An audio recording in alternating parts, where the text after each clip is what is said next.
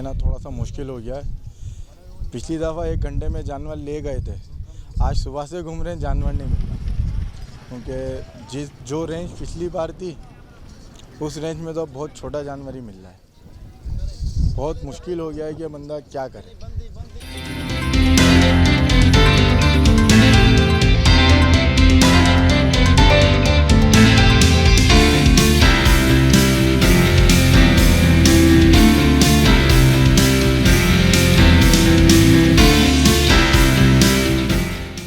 जानवर सर इसलिए महंगा, पीछे से ही महंगा मिला है। ट्रांसपोर्ट और डीजल पेट्रोल महंगा होने की वजह से सब कुछ महंगा है। देखें, जानवर जो पिछले साल हमने 2,20,000 का बेचा है, वो अभी 4,20,000 का बेच रहे हैं। सिर्फ 2 लाख रुपए का इजाफा इसलिए है क्योंकि महंगाई की वजह से।